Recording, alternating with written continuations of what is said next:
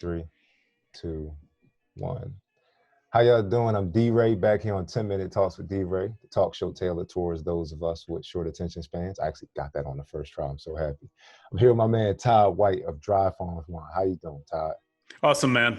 Doing Happy good? to be here. My man. Thank you. No, real quick, Todd, we're going to start off with your background. Where are you from? Your upbringing? We're going to get into the wine, obviously. I see the background. I love the background with the wine glasses. The aesthetic is amazing. Where are you from, Todd? I'm from the Carolinas, born in Charleston, grew up in Charlotte, been self-employed since I was 17, dropped out of high school, and started about 10 companies since then. And got into this because I was a biohacker interested in health and performance, and have been interested in health and performance pretty much my whole adult life. And regular wines are just not healthy. So we can talk a moment about that when we get to it. Of course. So before we get to that, you said a biohacker? Yeah, so biohacking is the art and science of how we use our behavior to have a positive impact on our neurological or biological condition. The most common biohack would be a diet. Other biohacks would be, like cold thermogenesis or meditation or exercise is a biohack because we're having a positive impact on our neurological or biological state. So, so that's what biohacking is. Okay. And how did you get into that space? Like, I know for me, first of all, I didn't know it was a term for it. So I know for me, it was my trainers I was around. I started to get around basketball trainers that they weren't just conscious of, oh, you got to jump higher, or you got to run faster, or you got to dunk harder. Like, they were very cognizant of how everything ties into from the mental and spiritual health, but also making sure your body performs better. So how did you get into that space? Well, everything in nature is connected. Yes. And so everything is connected to everything else. Yes. Right. And so I got involved before it was called biohacking. I just always had a lifelong interest in sort of performance and health. Both for sanity and vanity, So, the reason I exercise is for sanity, mental health, and vanity because, I want to be vibrant and look great. And I'm 60. And so it's like, want to still got another 50 years to go. And so, so if we understand how the body and the mind works, then we're going to have a greater likelihood of extending our health span. Which is different than lifespan, right? So the time period before we become sick, right? And so I want to extend that as long as possible. I'm not really interested in lifespan without health span, right? And so anyway, biohacking became a term really coined by Dave Asprey of Bulletproof Coffee. If you've ever heard of Bulletproof Coffee, Dave Asprey is a New York Times bestselling author, and I've been on his podcast. He's a very large podcast talking about healthy wines. But Dave Asprey sort of coined the term biohacking. He spent some time in Silicon Valley, and to hack, is to break things and fix them. It's a technology term.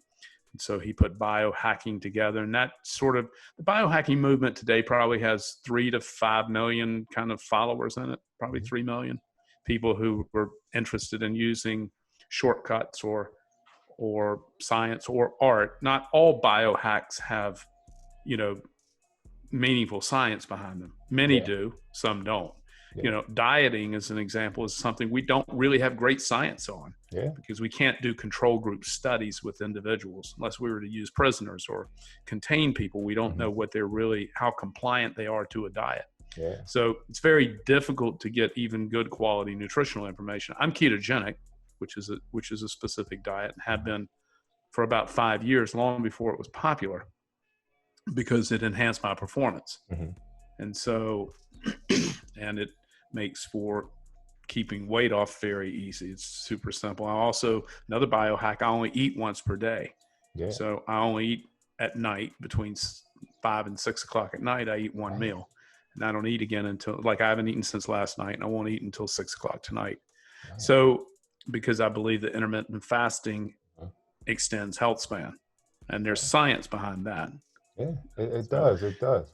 You Yeah. talked about healthy wines, and obviously one of the biggest things you hear people talk about with wine is it has health benefits. It's good for your heart. But I got a feeling that's not what you mean. What would you say healthy wines? What are you referring to? Well, commercial wines, the wines that you see in the grocery store and wine shops, most of them contain toxins and they're unhealthy. See, what happened in the wine business, the same thing that happened in our food supply. So it was massive corporate consolidation over money and greed. So 52% of all the wines manufactured in the United States are made by just three giant companies. Yeah. And the top 30 companies make over 70% of wines. Well, to make wine in this volume, you have to use additives and chemicals. What the public doesn't know, what I call the dirty, dark secret of the wine business, is that there are 76 additives approved by the FDA for the use in winemaking. Now, why don't you know about those? Because the wine industry has spent millions of dollars in lobby money in Washington, D.C. to keep contents labeling and nutritional information off of wine bottles. So every time you open a wine bottle, you have no idea what's inside it. Yeah. And so there can be some pretty poisonous things in there, right? Toxic chemicals. Yeah. And so it's just in order to make wine, and see, then they sell it to you through stories. So these multi-billion-dollar marketing conglomerates want to sell you the romance of wine. So you look on the bottle and there's a farmhouse on there or a chateau. And so you think you're drinking from there, but in fact, usually you're drinking from massive wine factories located in Central California, where all this wine is made. And then they hide behind all this through thousands of brands and labels, right? So that's what's really going on in the wine business. Yeah. But that's not how they sell it, right? Yeah. So I've told a few million people about it. And as a result, help people understand how to drink healthier wines. I love that. All right. So you said that you've been self-employed since 17. You didn't start in the wine business. How did you get involved with this space?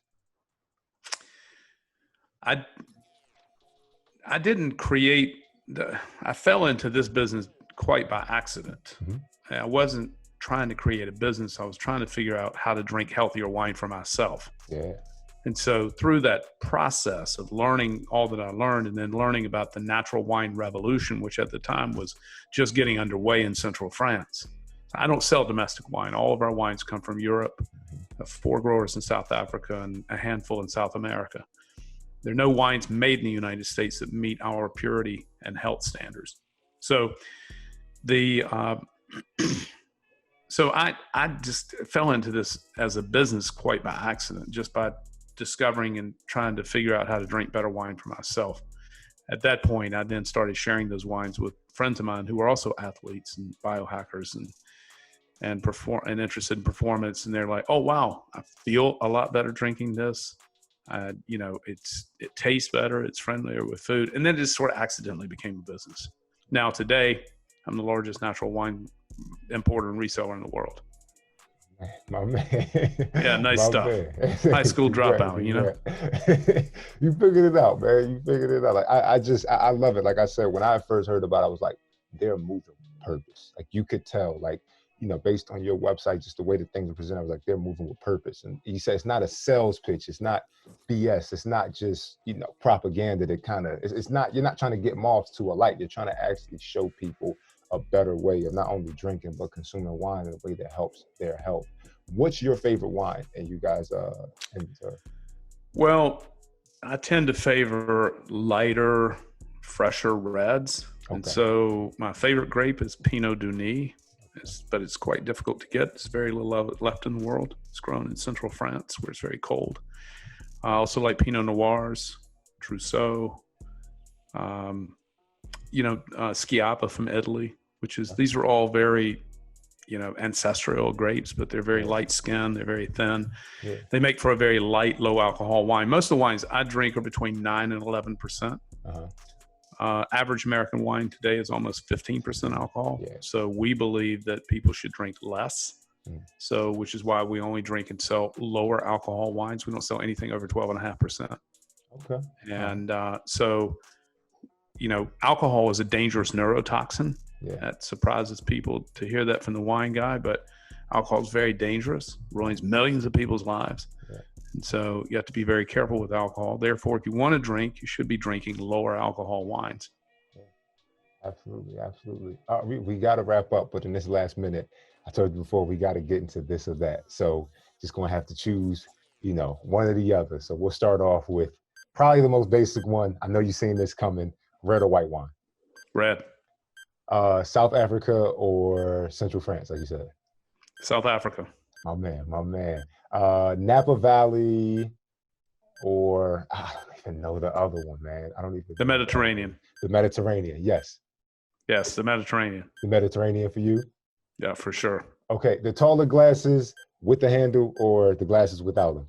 I'm a huge fan of ones without. The stem. You like the stem? Yeah. My man, my man. Black grapes or white grapes? Red. Red grapes. Did you say what did you say? Black grapes or white grapes? Oh, black. Black, my man, my man. That's it. That's our time. That's our time. We only have so many. I'm sorry. I just, like I said, we play that at the end of every show, and it's just like I ask like a New York or LA type question back and forth. So thank you. Nice. Man. Thank you, Mr. White, for being Thanks, on. brother. Appreciate you having me today. Of course, man. Thank you. Keep it real out there. Of course, of course. Make sure Be y'all safe. Stay tuned. Absolutely. All right, see you, man. With everything that's going on with Dry Farm Wines. Thank you, Todd White, for coming on.